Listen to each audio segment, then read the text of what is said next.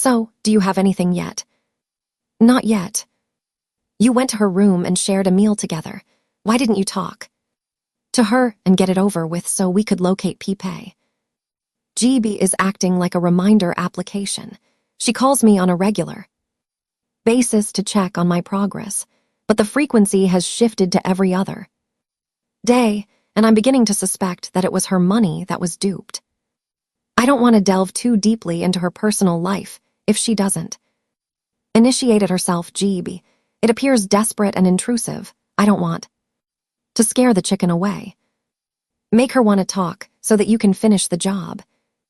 I am waiting for the right time to do so. Also, we got nothing from sending our man to stake out Penops nightclub. There's no sign of P-Pay there. As for his mother's house, Best said that P-Boy went to considerable measures to pose as a messenger, delivering a document and informing his mother that P-Pay's signature was needed. His mother insisted that P-Pay was still in the United States and asked to sign off on his behalf. Did P-Boy give her the document? How could he? It was fake.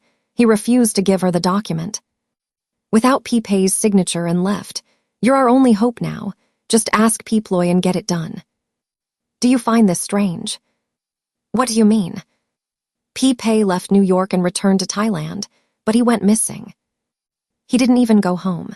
Is he trying to avoid paying his debt, or was he kidnapped? You also didn't go home, Pun. You chose to stay at your sister's condo. You can bet that P-Pay has somewhere to stay. Didn't you say you heard P-Ploy talking on the phone with him? I believe P-Ploy is aware of his current whereabouts. What if she doesn't know, Jeeb? Then it's a dead end. We can move forward with a new strategy and you no longer need to bother with her. Yes, it will be the end. It's as simple as that. But you have to be certain that she doesn't know, Pun. Dr. Sleep movie day has finally arrived. I took the SkyTrain to work this morning to give myself an excuse to ask Phi Ploy for a ride back to the condo. We agreed to meet at a restaurant in the evening because we wanted to eat before relaxing and watching the movie. When she's in a good mood, I intend to steer the conversation to her family. But how can I bring up her brother without making someone as intelligent as she aware that I am attempting to elicit information from her? I am beginning to genuinely care about P-Ploy's opinion of me. I am also unable to take my gaze away from her at the moment. P-Ploy is dressed in a bodycon dress with long sleeves, as we are purchasing movie tickets. She is flaunting her lean legs and stylish sneakers. To everyone around, though it's a basic look, it's very hot. Her figure, expression, demeanor, eyes, hair, and alluring scent make her hot without revealing or doing too much. She effortlessly exudes a sensual aura simply by breathing. PJ was right. P-Ploy is like a flower. The longer you stare at her, the stronger your attraction to her grows. How could a tiny butterfly like me resist her draw? Are you planning to pay for everything? She's a pure-blooded spender. I have not spent a dime since we met and had dinner and until now. I'm older than you. Here comes that merry smile, which calls for cute aggression once more. You're always using the age card. If you're going to pay for everything like this, let's do omakase next time. In that case, you'll need to call me Daddy. I stand still, stunned, for 2 seconds before throwing my hat back into the ring. I'm not a mistress. I am capable of caring for others, despite the fact that I am younger than you. At least allow me to pay for the popcorn. Okay. P-Ploy's smile is as sweet as honey. It would be greatly appreciated if I could also get a bottle of water. Could you please buy me some water, Nong Pun? Make it mineral water. Daddy doesn't drink plain water. As soon as she finishes speaking, P-Ploy walks away and sits with one leg over the other, delegating the task of purchasing and carrying the large bucket of popcorn and water to me. Geez, despite being older than me, she has a childish, mischievous streak. The theaters in Thailand are incredibly elaborate. This stands in stark contrast to those in New York, where theaters are simply places to watch movies. Do you ever feel uneasy with so many eyes on you all the time? To be honest, I'm beginning to feel uneasy as people continue to stare at us. Though they're not looking directly at us, I can feel their gaze lingering on. The individual next to me, at times, they also shift their gaze towards me. If I were a celebrity and no one paid attention to me, I would be even more stressed. So, where are our seats? I'm not telling you. I'd like to have a senior walk after me. The tickets shouldn't be in the hand of this kid. If you're afraid of getting lost, I can lend you my hand. Instead of taking my hand, Ploy squints at me, pretending to be annoyed. She follows me to our seats, and we settle into the largest and most comfortable seats available. The theater's air conditioning can be chilly, so I thought you might like this. I offer Ploy a small blanket I brought. She thanks me softly, and we both fall silent. 20 minutes into the movie, I realize that Dr. Sleep is a horror movie. That is so... Do you get the sense? If I hadn't read the novel, I wouldn't be able to catch up because I can't focus on the curved screen once the light dims, and I have my privacy with Ploy. My gaze keeps drifting to the person next to me. I keep wanting to move closer to her. It's cold and I need some warmth. Ploy, on the other hand, pays no attention to me.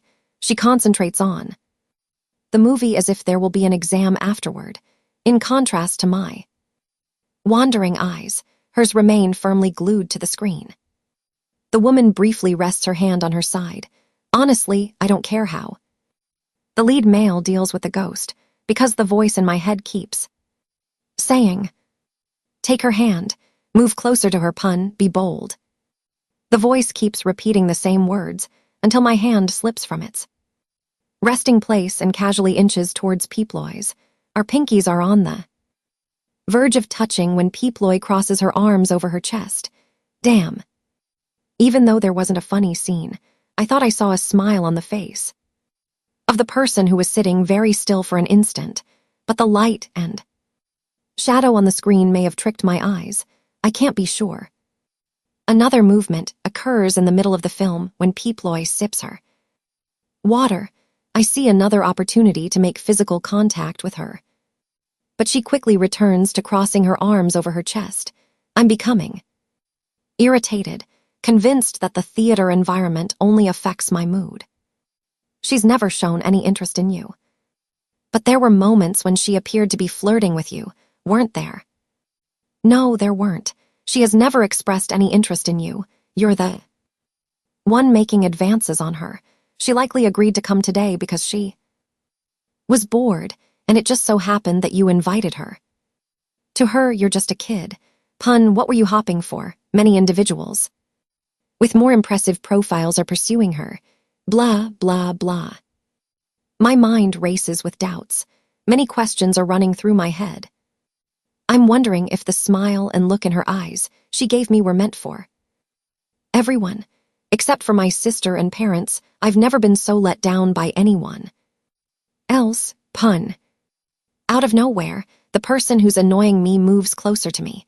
Her arms are no longer crossed, and her hand is resting by her side. I'm scared. A night butterfly materializes amidst the darkness, spirits and demons. Depicted on the screen, the luminous wings flutter softly as it swoops down and lands on my arm. My heart echoes the words I once told her. I will lend you my hand if you're scared. My doubts make me turn to the woman, who still has her gaze fixed on the movie screen. A swarm of glowing butterflies appears here and there, one after the other, complementing the sparkles in her stunning eyes. 2, 3, 4, 5, 6. They gently flap their wings around us as I reach out and grab Ploy's hand. Her long, slender fingers are soft and cold. For my part, my whole body is flushing. It took halfway through the movie to scare you. The person listening bursts out laughing. You don't appear scared at all. I was scared since they turned off the lights. I whisper under my breath as Ploy tightens her grip. From that moment on, Dr. Sleep becomes increasingly more. Yep, after that, nothing enters my mind. If someone asks me what genre the movie was, I would confidently say that. The first half was horror, and the second half was romantic horror. Damn, I'm trying to hide my smile as I watch a horror movie, feeling warm. In my heart, until the lights come back on, we continue to hold hands as the credits roll, only letting go when the others have left the theater. Due to the late hour, there are significantly fewer people outside the theater than when we entered. Ploy and I used the restroom and walked to the elevator together without saying anything. When we're standing side by side in the elevator, arms touching, I can't resist doing something. My index finger seems to have a will of its own. It inches slowly to Ploy's pinky and wraps itself around it. Ploy only casts me a sideways glance. She simply keeps her hand in place. Are you still scared? I'm not scared. I'm simply holding onto your finger in case you still are.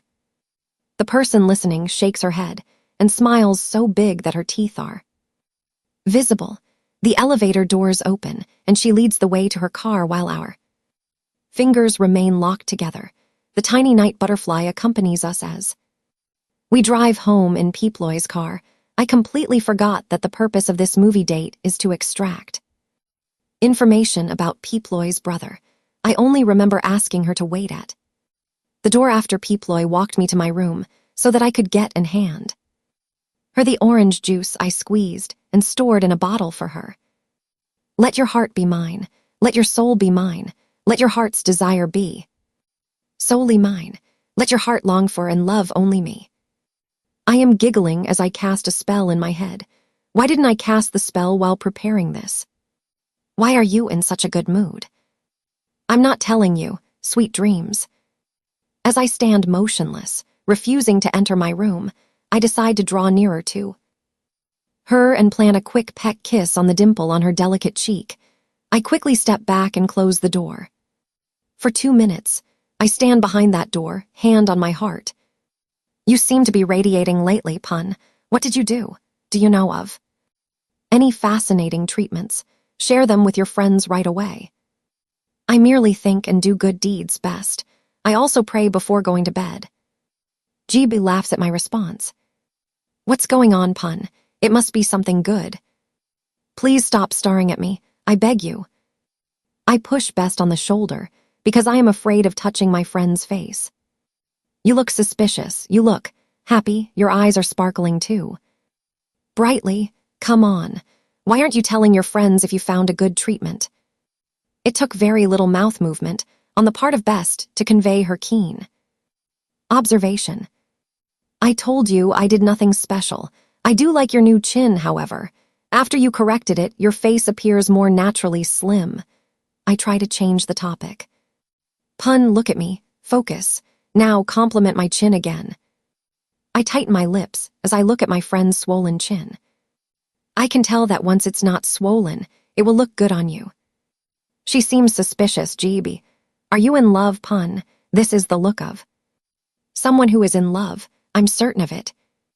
Best's eyes widen as she looks at me. Who? Tell us, a guy from work. At this point, Jeeb is also examining me. Stop staring at me. There's nothing going on. I wave my hands at my curious friends. It's just that I've been seeing a lot of butterflies lately. Best and Jeeb exchange a bewildered look. What butterflies? Night butterflies, I smile. They flap their luminous, lovely wings all around me. Best gives Jeeb a heavy dose of winks and grins, as if she has found her answer.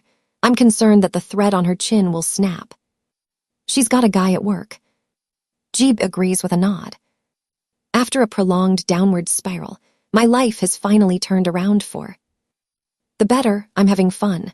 I'm happy. Every single song makes me smile. The vibrancy of each flower and blade of grass brightens my day. PJ's room has turned into our den. PJ, Prang, Piken, Jiang, and Ploy will all gather there at least once a week. On occasion, all they do is eat. Sometimes they spend the night out. All of them show up at times. And at times, some are unable to join. We've become a close-knit group. Thanks to this, I can see Ploy from a different perspective. What's even better is that there are more and more details about Piploy's life that only we share. The only aspect of her life that I haven't had the opportunity to ask about is her family. Every time I'm about to delve into that subject, something comes up or the topic abruptly changes. I once overheard Piploy talking on the phone with someone she called their mother, and the impending anniversary of a certain Paylin were among the subjects they were discussing. This is why I must go ahead with my plan. Piploy, would you be interested in joining me for dinner and stargazing? At a rooftop restaurant, 2 artists will also be performing mini concerts. The event takes place at AEIOU. I wish I could join you, but I have an appointment that day. Those deadly dimples appear when my face turns sad. I wonder if we've come to the end of the line. I feel like all of the sins I've committed against my previous hangout buddies are catching up with me. Piploy and I go on dates, talk on a regular basis, and look deeply into each other's eyes. Our chemistry is as dazzling as the wings of those night butterflies. Despite our growing closeness, though, we never cross the boundary that Piploy has established between us. It's as though I'm important and her favorite person. However, I can't help but feel like she's torturing me by confining me in my own doubts and concerns. However, that evening, Prang calls to tell me that she has reserved a table at AEIOU and invites me to go with her. Are you free that day? I am.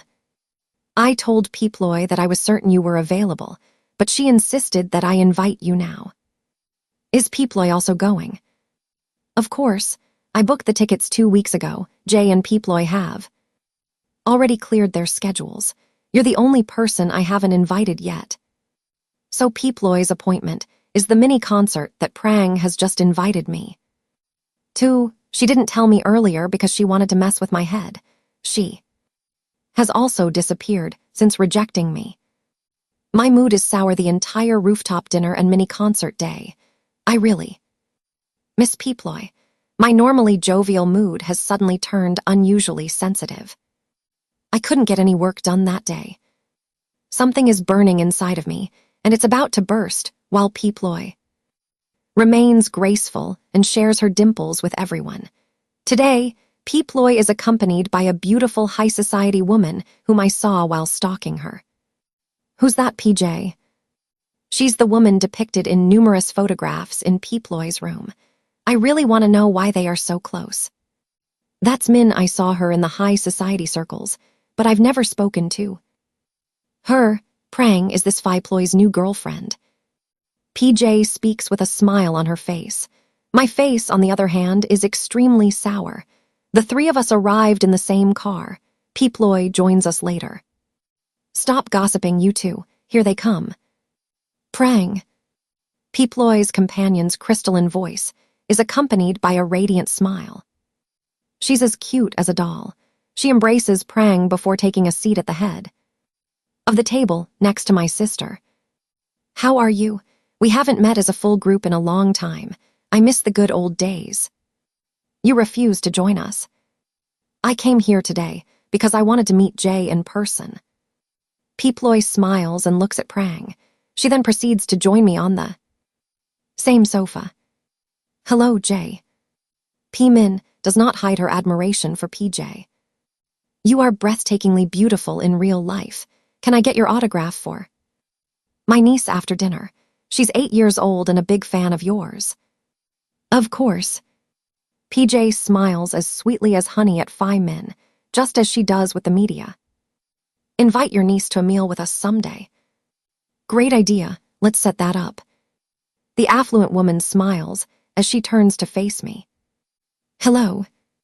I raise my hands to pay respect to the older woman. Pun, is it? Ploy is always talking about you. Min. The person in the conversation, Piploy, gives Min a cold stare as a warning. Min, on the other hand, giggles as if she's having fun.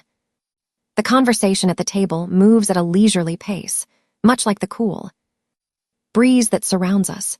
As far as I can tell, Min and Prang are quite Close, the view from here is stunning.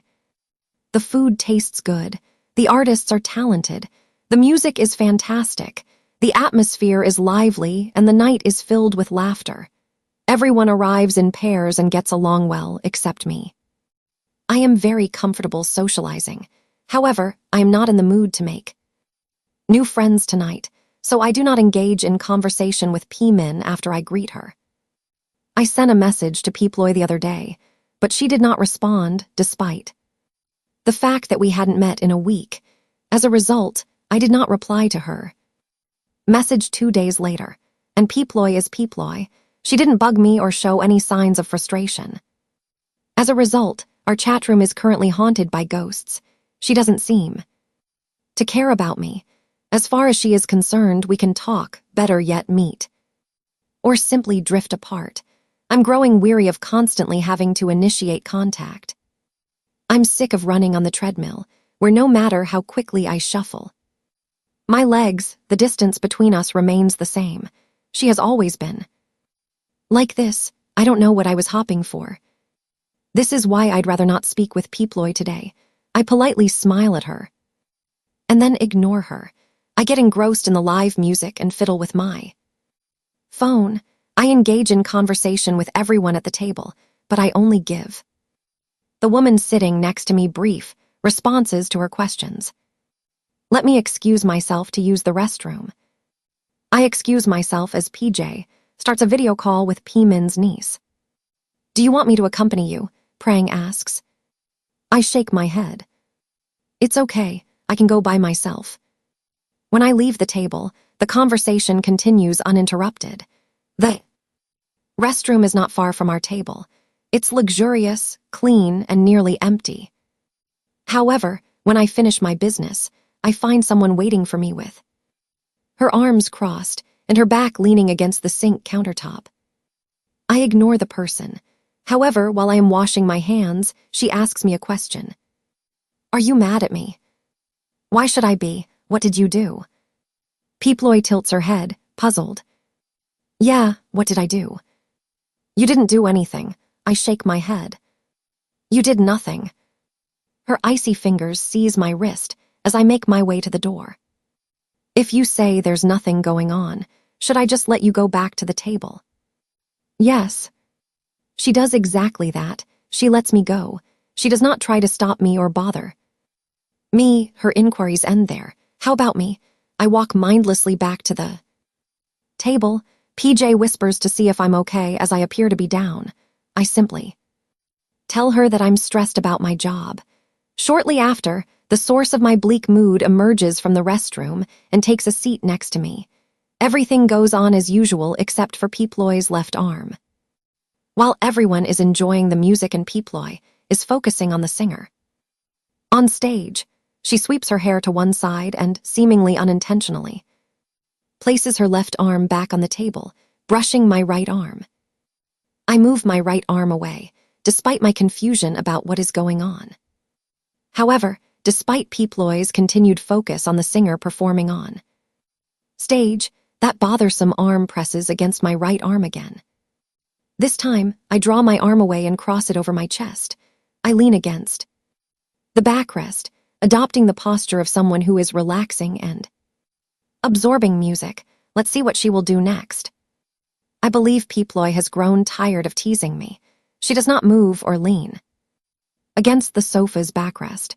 That is, until I feel something cold on my shin, prompting me to look beneath the table. The woman with Dimple's right leg, which is crossed over her left, brushes against my shin before resting there. When I move my shin away, the possessed leg follows and lands on my shin once more. While everyone else is enjoying the music, I'm sighing with frustration. I place my hands on the sofa and force myself to sit straight up. I also draw my leg away from her. However, P-Ploy's left hand has moved from resting on the table to resting on the back of my right hand. Her sweet, striking eyes look into mine. Her soft, delicate fingers are teasing my fingers. Her cold palm is providing warmth, reviving the weary, luminescent night butterflies that are drawing their last breaths in my chest. I despise myself for forgetting everything that bothers me just because she does this. I despise the singer for singing a song that is appropriate for the occasion. And I despise the backstabbing butterflies that flit about flirtatiously in my merry heart, without even attempting to save my face. I return to my condo feeling flushed, as my blood circulation has accelerated. I'm too exhilarated to keep still. I am unable to sleep. I eventually pick up the phone and quickly type something. Pun Ploy, are you still awake? My messages are read promptly. Ploy, it's nearly 1 a.m. Why are you still awake? Pun, I can't sleep. What are you doing? Why are you still awake? Ploy, I tried to sleep but couldn't. Pun, could we perhaps video call? My phone shows an incoming call. Ploy's face appears on the call as soon as I answer. My mind is at a loss for words. So, how's it going for the one who can't sleep? Ploy is lying in her bed. She has no makeup on. I have never seen her look more natural. Her wavy hair remains perfectly styled. She must have spent a significant amount of money on that wavy hair. You, Ploy, are also one who can't sleep. I say nothing more. I simply look at her. You requested a video call, but you are not saying anything to me. I don't know what to say. I just want to look at you. She smiles. It appears to be a shy smile. No, it doesn't appear to be one. She's shy. Ploy is shy. Why were you mad at me today? I like how you're smiling. I point toward the camera. You're not answering my question. I wasn't mad at you. I sigh. I know how to play the guitar. Do you want to listen? Should I? I don't care. I want to play it for you. The adoring gaze of the older woman with dimples fills my heart. Wait a moment. I set down my phone and go get my guitar. I then return to my phone and sit motionless in front of it. Did you say you were going to play the guitar, or simply hold it and smile at the camera? Hold on, Ploy, I'm shy. The woman on my phone is smiling widely and showing her teeth once more. I'm beginning to wonder if seeing her will help me fall asleep faster or not. I take a deep breath to build up my courage. I look into her eyes through the camera on my phone. My left hand plays a series of chords while my right hand strums a melody on the guitar. Look, I've been looking at you for so long, I'm too shy. That's why I avoid looking into your eyes. The music pauses. I freeze because the line was cut. Ploy has disappeared from my phone's screen. Except for the soft humming of the air conditioning, everything becomes quiet. Ploy hung up. I strum the guitar again, my voice quivering. My initial shock was replaced by the realization that Ploy hung up while I was singing to court her. The hidden secret within your heart is it me, Ploy.